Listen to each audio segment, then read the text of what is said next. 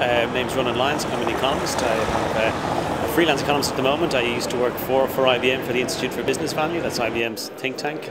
Previous to that, I was in Ireland's public service in the diplomatic corps and in competitiveness as well.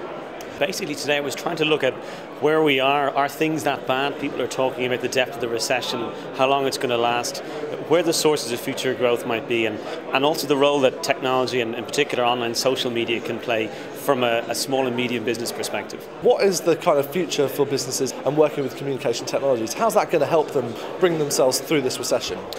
From an economist's point of view, it's really exciting because what it essentially does is it crushes the cost structure. If you want to do anything at all, you can do it online for a fraction of the cost you probably think you could have done maybe 10 years ago.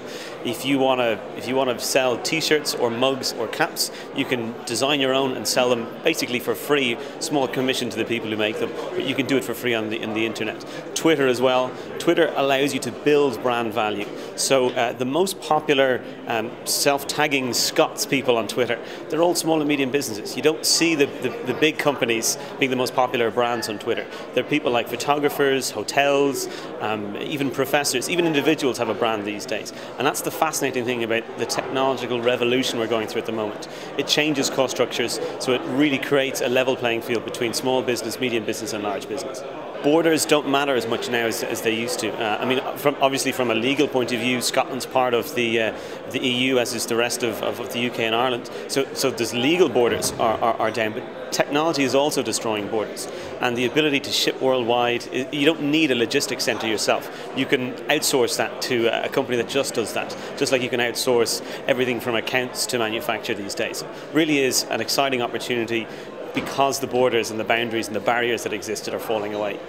Scotland I see as a bit like an Ireland within the UK. It's a small open economy, it's very flexible, it's getting more flexibility if these proposals about income tax are going to come through. So if Scotland can build on the strengths it already has, it's already very competitive in terms of attracting foreign direct investment into the economy. And by doing that and by harnessing wind energy and a whole range of areas, financial services, where Scotland has already built up strengths over the past generation, that's going to be its platform for sustainable economic development into the future, just as it is for a Singapore or a Hong Kong or a Dubai. They all have to find what they can do that no one else can. And Scotland is very much up there with the leading countries and regions in the world in terms of doing that.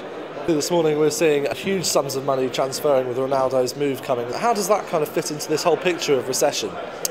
Yeah, there are plenty of economists out there, a lot smarter than myself, who'd argue that what we're seeing in English football at the moment is a bubble. Now, I don't think the English footballing public will mind too much if they see their league being the most successful league in the world.